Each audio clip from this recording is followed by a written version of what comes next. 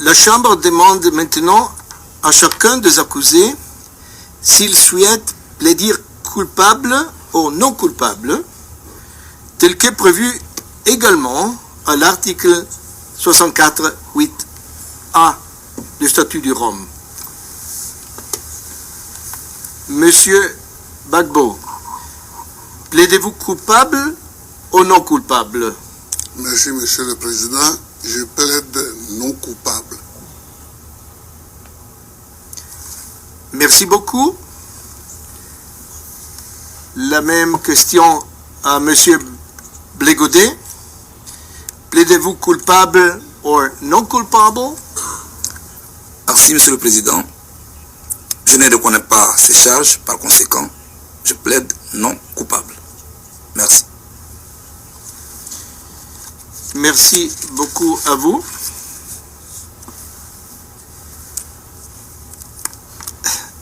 Conformément à la règle 134, alinéa 2 du statut, la Chambre demande maintenant aux parties si elles ont des exceptions à soulever ou des observations à présenter concernant le déroulement de la procédure postérieure à l'audience de confirmation. Je demande, avez-vous, parties et participants, des exceptions à soulever ou des observations à présenter? Le procureur? La procureure, sorry. We do not have any. Madame Bensouda, nous n'en avons pas pour le moment. M. Gbagbo? Merci, Monsieur le Président. Nous avons des observations à présenter et c'est le professeur Jacobs qui, au nom de la défense, présentera ces observations. Oui. Monsieur Knops, la défense de la... Pas des observations, Monsieur le Président. Merci. The representative des victimes? Aucune exception de notre côté, Monsieur le Président. Merci.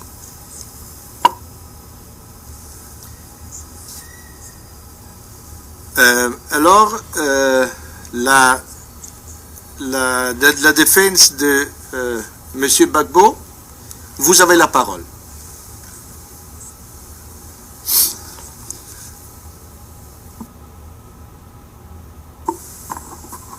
Merci, Monsieur le Président.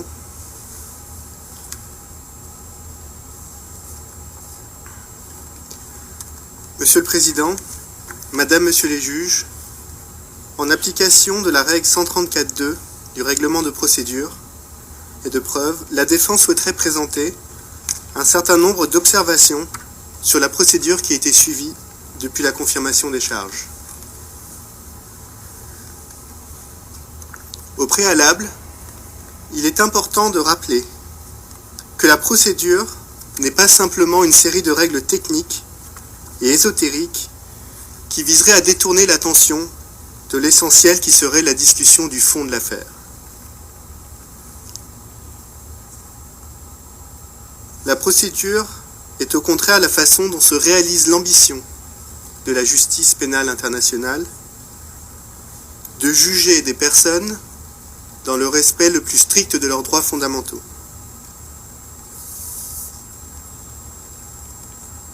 Un procès équitable passe nécessairement par une procédure équitable qui permet à l'accusé de faire valoir son droit de se défendre dans les meilleures conditions, conséquence de la présomption d'innocence. En ce sens, le respect des droits du président Gbagbo n'est ni une option, ni une courtoisie. C'est une exigence non négociable dont dépend la légitimité de la justice pénale internationale.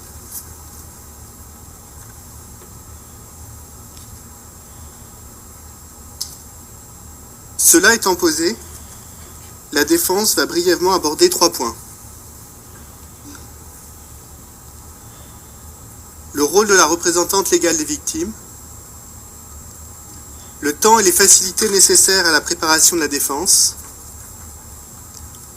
et les obligations du procureur en matière d'enquête.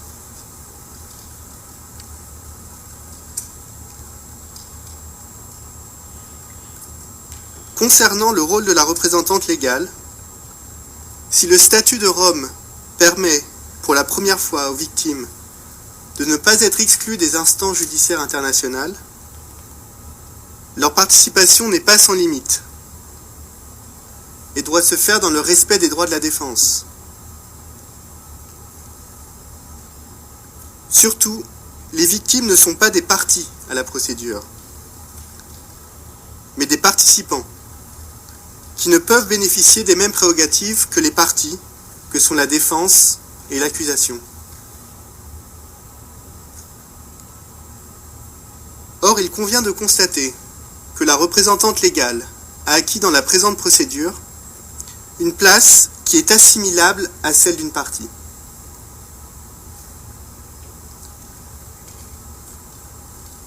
À titre d'exemple, le juge unique dans la présente affaire a posé comme principe que la représentante légale pouvait avoir accès par principe à l'intégralité du dossier de l'affaire, y compris les éléments confidentiels.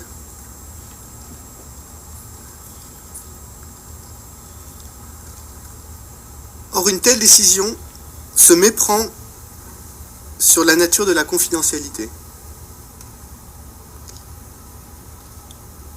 Les différences de classification concernant les documents ne s'expliquent que parce qu'existe une différence fondamentale entre les protagonistes au procès.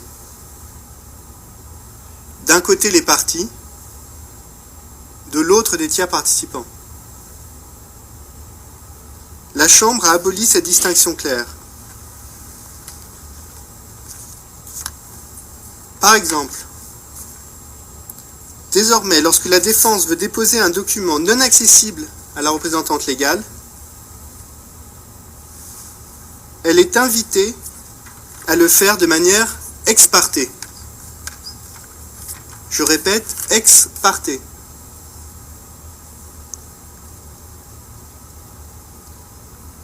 C'est bien la preuve que la LRV est considérée comme une partie par la Chambre.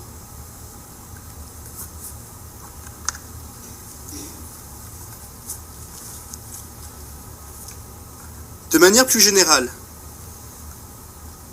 selon la jurisprudence de cette Chambre sur la participation des victimes, et contrairement à l'esprit du statut, le simple fait de pouvoir participer est désormais considéré par les juges comme un intérêt personnel des victimes, justifiant en retour la participation. On voit bien ici le problème et la circularité du raisonnement. C'est une présomption irréfragable de participation qui est créée, qui de décision en décision transforme la représentante légale en véritable partie à la procédure, avec un droit de participation quasi automatique.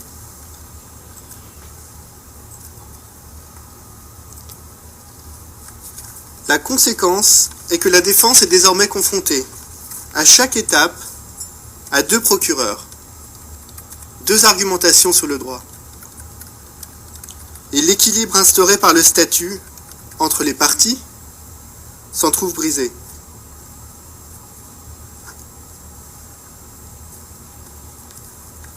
La défense note à cet égard les propos tenus par la représentante légale lors de la conférence de presse d'hier, qui sont particulièrement éclairants.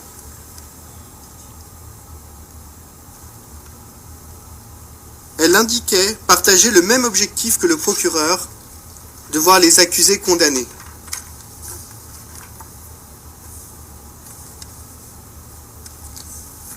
Or, si la représentante légale est attachée à la justice, elle doit être attachée au respect de la présomption d'innocence, qui implique que les accusés soient naturellement acquittés si le procureur n'a pas satisfait à ses obligations en matière de charge de la preuve.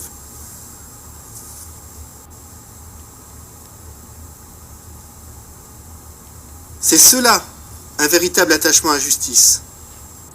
C'est cela, un véritable attachement à la justice. Dans ce cas-là, à quoi bon tenir un procès ?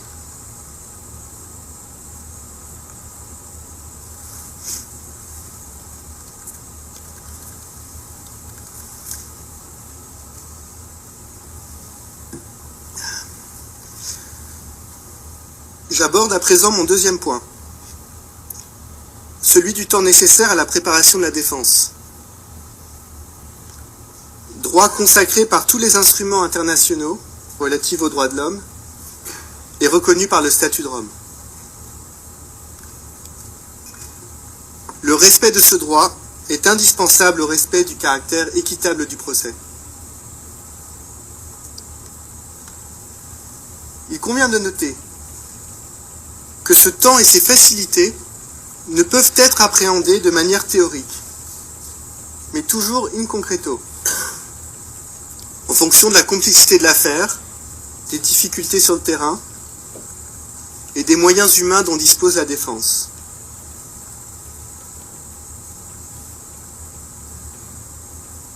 Autrement dit, le calcul de ce temps doit être fondé sur des éléments concrets et clairs, sous peine que l'exercice de ce droit soit illusoire.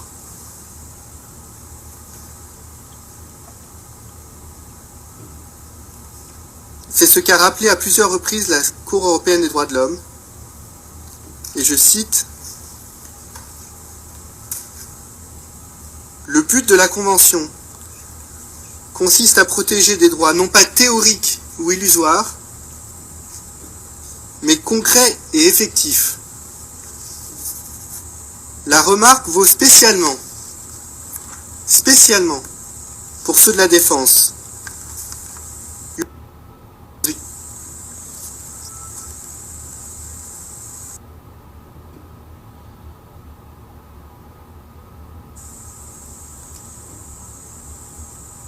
Dans cet esprit, la défense a déposé à plusieurs reprises des soumissions exposant de manière claire et détaillée le temps dont elle devrait disposer en vue de la préparation du procès,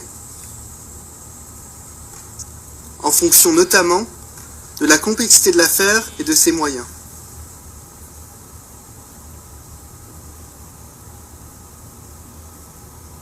Il est utile de rappeler que le présent dossier est le plus important et le plus complexe qu'aura à juger la CPI jusque-là.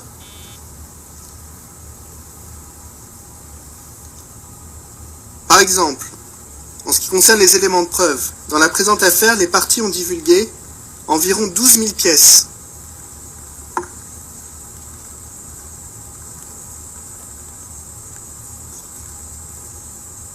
« 12 000 pièces, dont plus de 10 000 pour le procureur, ce qui équivaut à plus de 70 000 pages de documents et 470 heures de vidéos.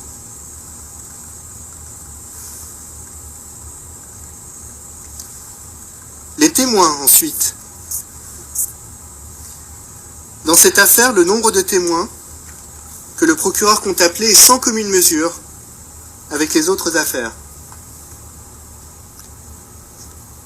En effet, les 138 témoins du procureur équivalent pratiquement à la somme des témoins appelés dans les affaires Lubanga, Katanga et Chui, Bemba et Ruto et Sang.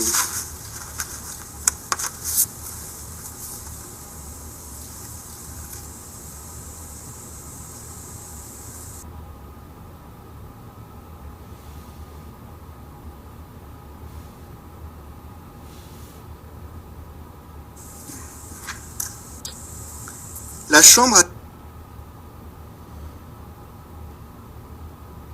fait une estimation globale, 6 mois, entre la fin de la divulgation de sa preuve par le procureur et le début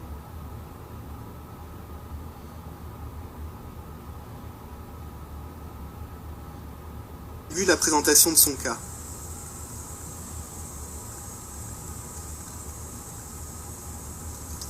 Elle a donc décidé que la divulgation de l'ensemble de sa preuve par le procureur devrait avoir lieu le 30 juin 2015 et que les premiers témoins seront entendus en juillet 2016.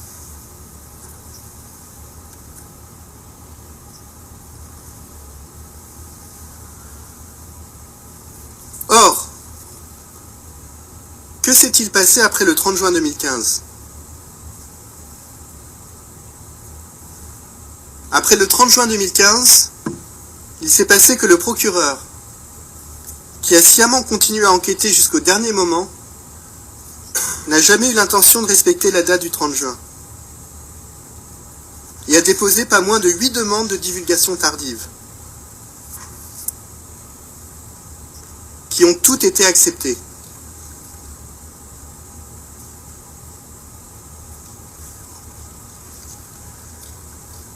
Les éléments divulgués, 662 en tout,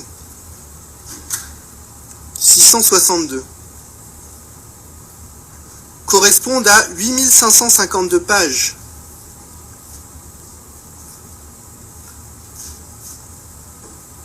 « 8500 pages et 5 heures de vidéo, et sont, selon les dires du procureur lui-même, importants.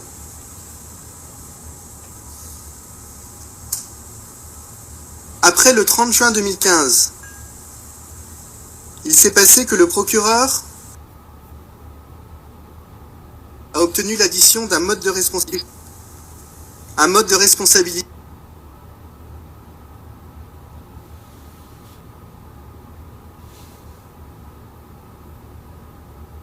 pourtant explicite. Après le 30 juin 2015, il s'est passé que le procureur a déposé un mémoire préliminaire de 250 pages, censé présenter la façon dont il voit son cas et structurer la conduite du procès en anglais, alors que le bon sens et surtout le respect des droits de l'accusé aurait voulu que le mémoire existe dans la langue de l'accusé, c'est-à-dire le français, au moment du dépôt de sa preuve par le procureur, pour que l'accusé dispose réellement de 6 mois pour se préparer.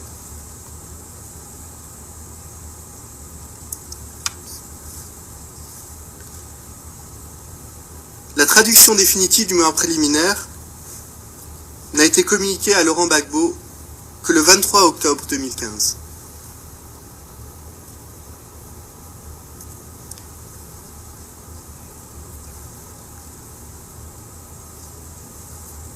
Après le 30 juin 2015, il s'est passé que l'utilité de ce mémoire préliminaire pour le travail de la défense est avérée douteuse.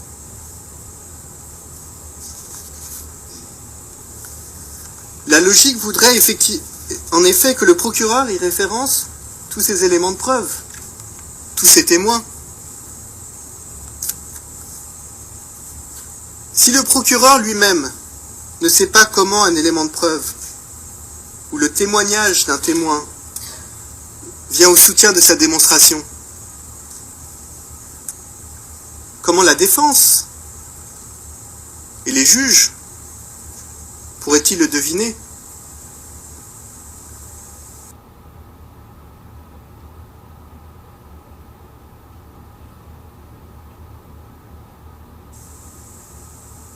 « 2576 »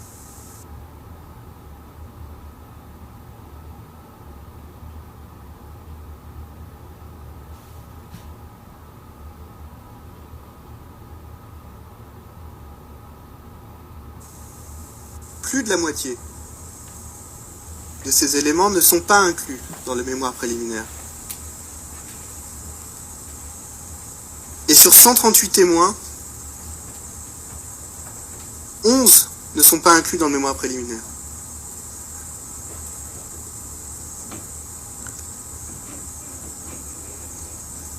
Après le 30 juin 2015, il s'est passé qu'alors que la logique au vu de ce que je viens de dire, aurait été d'accorder du temps supplémentaire à la défense,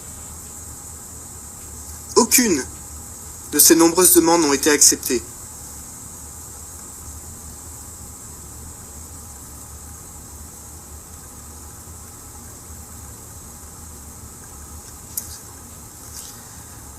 Après le 30 juin 2015, il s'est passé qu'alors que l'on touche ici un droit fondamental de l'accusé,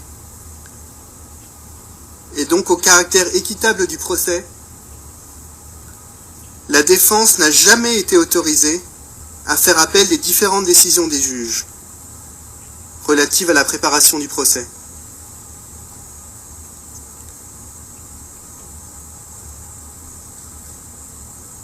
Alors qu'une résolution immédiate de ces questions par la Chambre d'appel aurait à l'évidence permis de purger le processus de toute atteinte aux droits de l'accusé avant le début du procès.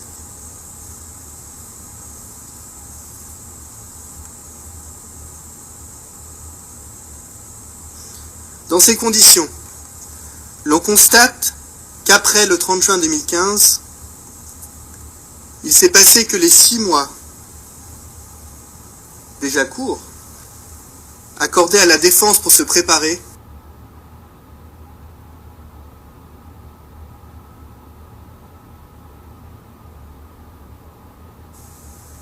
se sont mêlés.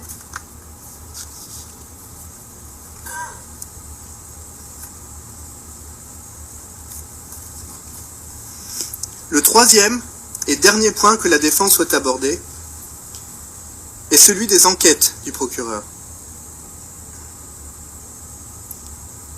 Rappelons qu'en vertu de l'article 54 du statut, et je cite, « Pour établir la vérité, le procureur étend l'enquête à tous les faits et éléments de preuve qui peuvent être utiles, pour déterminer si la responsabilité pénale au regard du statut, et, ce faisant, enquête tant à charge qu'à décharge. »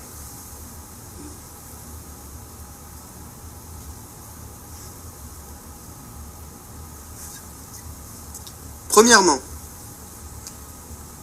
il suffit de lire le mémoire préliminaire pour constater les déficiences de l'enquête du procureur et le fait qu'il n'a assurément pas étendu son enquête, comme l'indique l'article 54, à tous les éléments de preuve qui peuvent être utiles.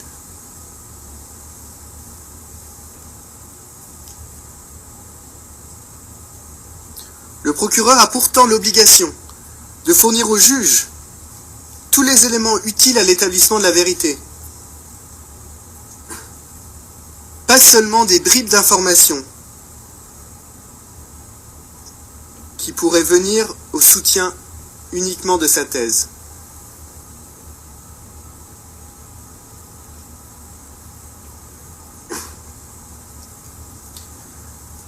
Dans le cas contraire, il ne peut être considéré qu'il est prêt à aller au procès.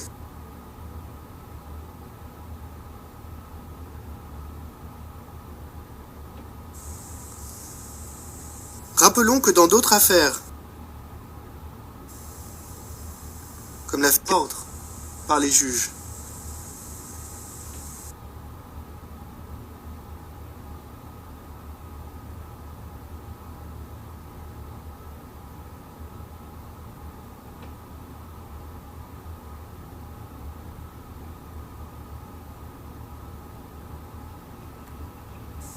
pour n'avoir pas porté à leur attention des éléments importants.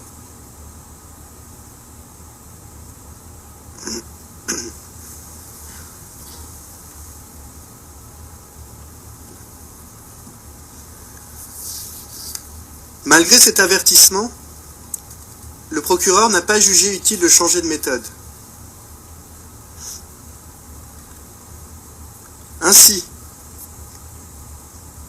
il apparaît clairement que le procureur n'a pas fait l'effort d'obtenir des éléments essentiels, notamment de la France et de l'ONU, qui permettraient de faire la lumière sur la crise post-électorale.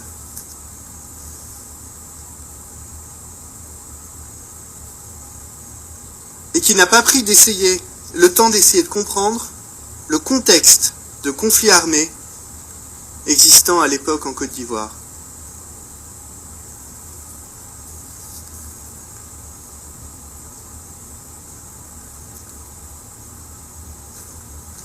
Dans ces conditions, l'on ne peut que constater le non-respect de ses obligations en matière d'enquête du procureur. Et il est à craindre que le procès ne s'engage sur la base d'éléments parcellaires et incomplets qui ne permettront pas au juge de se prononcer en connaissance de cause.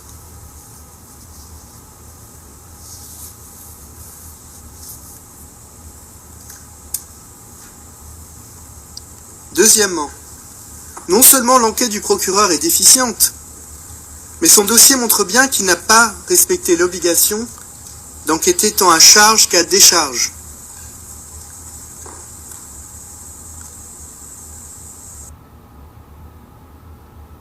Que constate-t-on ?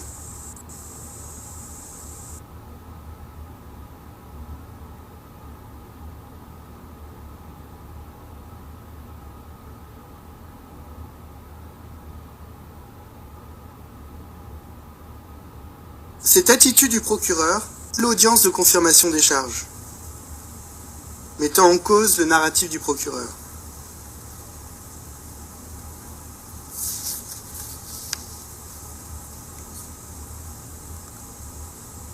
Le procureur les a-t-il vérifiés?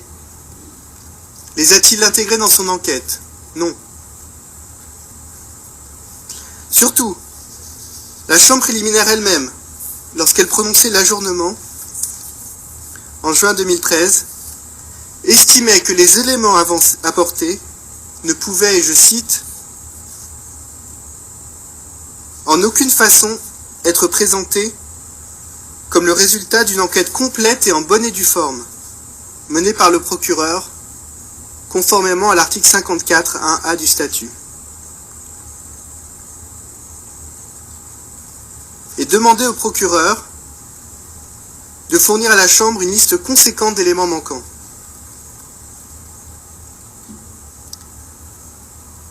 En clair, la Chambre préliminaire demandait au procureur de revoir sa copie et de refaire le travail, sous peine que les charges ne puissent être confirmées.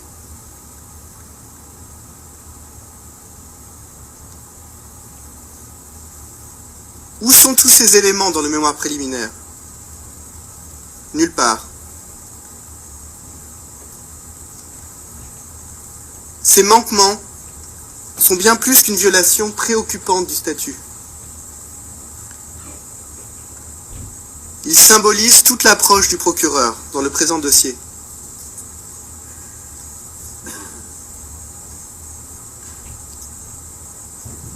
La réalité